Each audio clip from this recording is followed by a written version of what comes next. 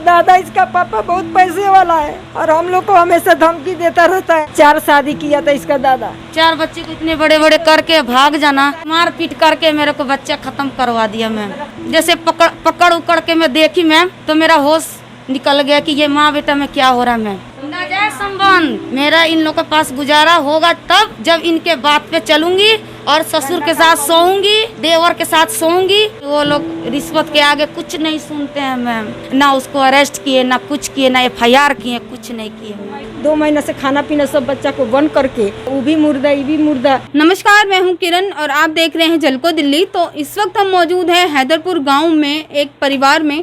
तो यहाँ पर बहुत ही ज़्यादा समस्या इन पर आन पड़ी हैं, कई तरह के दुख दर्द झेल रहे हैं। तो आइए इनसे हम कुछ बातचीत करते हैं।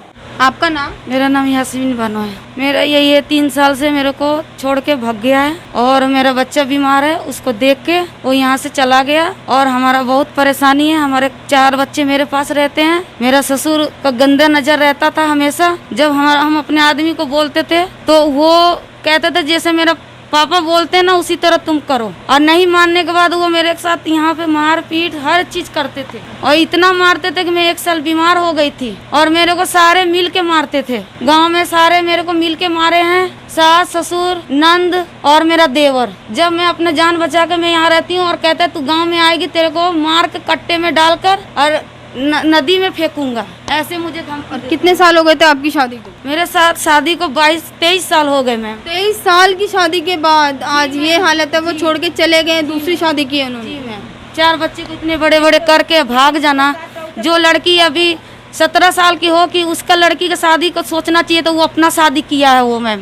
दूसरी शादी क्यों की है? दूसरा शादी ये किया कि वो शुरू से ही ना औरत के चक्कर में रहता था। अपनी दुकान जाता था तो दुकान पे भी औरत के संग रहता था। उनके कारीगर मेरे पास बोलते थे कि तुम अपने पति को समझाओ, दूसरे के औरत के चक्कर में रहता है। तो उसी टाइम में खाना पीना मेरा बंद कर देता है। मेरे रसोई में मेरा ससुर घुस जाता था और सास को बोलती थी तो कह रहा है कि कुछ भी नहीं होता है उस तरह। आप बताओ, जो ससुर गंदा ने सोने के बाद वो कमरे में घुस जाता था। और जिस टाइम में मेरी तीसरी सास मेरे ससुराल में आई तो कमरे में मैं भी बैठी थी, मेरी तीसरी वाली सास बैठी थी और मेरे पति भी बैठे थे। तो मैं बाहर कुछ लेने गई तो मैं बोली चलो माँ बेटा है, मेरे को क्या पता है कि ये लोग में क्या चल रहा है। तो अचानक आई तो उन लोग को मतलब जैसे पकड़ उकड़ के मैं देखी मैम तो मेरा होश निकल गया कि ये माँ बेटा में क्या हो रहा है मैम। नाजायज संबंध और उसके पास भाग भाग के जाता था। मैं मना करने के बाद भी वो जाता था। उस टाइम में मेरी सास कहती थी कि तू उसको जाने मत दे। उसकी माँ भी उस टाइम में ये बात खोल दी मेरे सामने कि उससे फंसा हुआ है तीसरी वाली मेरी सौतन से। तो इनका पूरे जो घर के हैं ना मेंबर सारे मैम गंदे हैं। मेरा इन लोगों के पास गुजारा होगा तब जब इनके बात पे चलूंगी और ससुर के साथ सोऊंगी, देवर के साथ सोऊंगी, तब मेरा गुजारा है मैम। ऐसे नहीं है मेरा गुजारा। तो मतलब इस तरह की मानसिकता रखने वाले लोग आज भी मौजूद हैं। तो आपने क्या मतलब कंप्लेंट लिखवाई, कुछ पुलिस केस किया था? मैम मैं थाने में गई थी, शालीमार थाने में। जो मेरे साथ बीता मैम सब मैं बताई, लेकिन पुलिस वाले आंख बंद करके और रिश्वत लेके हमको डरवाया, धमकाया और मेरे को सादा पेपर पर साइन करवाया पुलिस वाले ने और उसमें भर दिया कि अपनी मर्जी से मैं जा रही हूँ अपने घर। ये पुलिस का काम है मैम। एक औरत जाके अपना पूरे खोल कर मैं बताई थी मैम। उस टाइम में मेरे को 2 महीने का डिलीवरी था। सर को सारा मैं बताई। मैं 15 दिन तक खाट पे पड़ी थी। मेरा आदमी एक भी इलाज नहीं करवाया। सारे खोल को पुलिस वाले को बताई।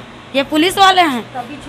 हमारे साथ क्या क्या हुआ है ना मैम, मेरा दिल में है। और मैं जो बच्चा को ढो रही हूँ ना कंधे पे, मुझे एहसास होता है कि 4 बच्चे जो मेरे पे छोड़कर वो जाके वहाँ पे अपनी दूसरी के साथ घूम रहा है। हमारा बच्चे को 2 लाख अभी खर्चा होने वाला है, वो कौन करेगा मैम। और इनका ये जो बच्चा है आपका, तो इनके लिए क्या समस्या हो गई थी? मैम ये 9th क्लास में पढ़ता था। अचानक इसको जांघ में दर्द हुआ तो ये दवाई में बोली कि जाके दवाई ले आ डॉक्टर से। तो दवाई लाते लाते मैम इसी तरह डॉक्टर के पास दौड़ते दौड़ते मैम मैं 3 बजे रात में मैं अपने बेटा के साथ एक बगल के पड़ोसी के साथ इसको लाद कर कंधे पे 3 व्हीलर में बैठा कर वो बंदा मैम कूलर के आगे सो गया था मैम। लेकिन वो बंदा उठा नहीं, मेरा पति, कि हाँ बच्चे को लेके जा रही है। अपना 2-2 रुपया रखी थी सिलाई का मैम। ऑटो वाले ने 350 रुपया इधर से लिया, 350 रुपया उधर।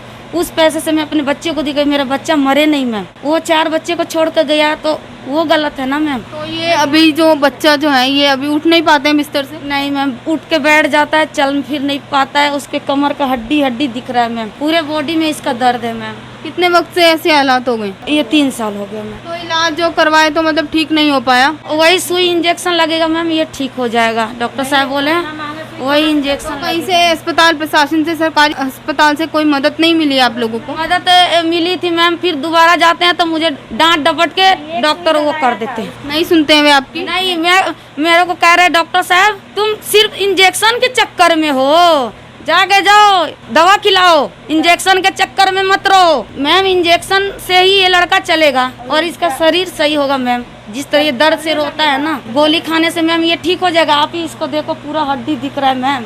मेरे 3 साल से बिस्तर पर ही है? 3 साल से मैम कहीं मदद नहीं मिली है? कहीं पर भी? मैं आज आप लोग को बुलाई हूँ, कहीं से मेरा मदद हो, मेरा बच्चा ठीक हो जाए मैम। नहीं तो इसके चक्कर में मैं मर जाऊंगी मैम, क्योंकि मेरे आँख के सामने ये इसका हड्डी गल रहा है।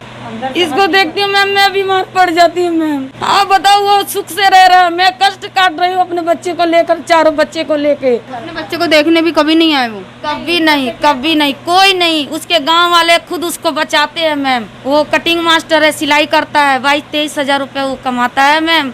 हमारे बच्चों के लिए नहीं है। कहता है कि तू मेरे साथ सोएगी तब तेरे को पैसा दूंगा, मेरे साथ रहता था तो ऐसे बोलता था मैम, ऐसे बात बोलता था ना मैम, लगता कैसे कि मैं जाके ना कुछ खा के मर जाऊँ मैम। मेरा दिमाग में ऐसा बात बोलता था मैम, लेकिन मैं हिम्मत जुटाई, मैं अपने 4 बच्चे, एक रहता ना तो कुछ भी कर लेती, मेरे 4 थे। अगर मैं मर जाती तो इन लोग को क्या होता, कौन रखता मैम। मार कर मेरा बच्चा नुकसान कर दिया मैम, मैं आपको क्या बताऊँ। मैं आपका बच्चा गिरवा दिया गया था? जी, मार पीट करके मेरे को बच्चा खत्म करवा दिया मैम। कितने वक्त पहले की बात है ये? यही 3 साल पहले की बात है, जब मेरे को मारा था। मेरे को भी बिस्तर पकड़े थे हम मैम। उसी पीरियड में 15 दिन के बाद मैं गई थी थाने में, वो लोग भी मेरा कोई सुनवाई नहीं किया मैम। मैं खुल के बोली, वो लोग रिश्वत के आगे कुछ नहीं सुनते हैं मैम। मैं इसलिए मुझे अब डर लगता है थाने वाले से, शालीमार थाने वाले से। ना उसको अरेस्ट किए, ना कुछ किए, ना FIR किए, कुछ नहीं किए मैम। महिला आयोग, NGO कहीं पर आपने मदद मांगने की कोशिश की? मदद मांगी मैम, वो कुछ नहीं हमारा होता है। कहता है जाओ केस करो, और सब बात सुनने के बाद पता नहीं क्या सिखाता है, क्या पढ़ाता है मैम। उसके बाद से वो लोग भी मेरे को डांटने लगते हैं। अब मेरे को इसलिए मैं चुपचाप अभी बैठ गई हूँ मैम। पूरे इस गली वाले भी सब मेरे बारे में जानते हैं, किस तरह मैं मशीन चला के अपने बच्चे को पालती हूँ मैम। अभी मैं गांव गई थी मैम, मेरे मम्मी इलाज करवाई मैम, जब मैं अभी खड़ी हूँ। इसके हाथ से एक कपड़ा नहीं उठता था, को सब ब्लड उलट मैंने इसमें 10,000 रुपये लगाई, तभी जाकर इतना शरीर पर चल रही है। अभी भी इसका इंजेक्शन रखा हुआ है, अभी भी यहाँ लाकर डलवा रही हूँ। उस बच्चे का भी दवा गोली जो है, गोली चलाते हैं हम लोग, 100-200 का मिलता है।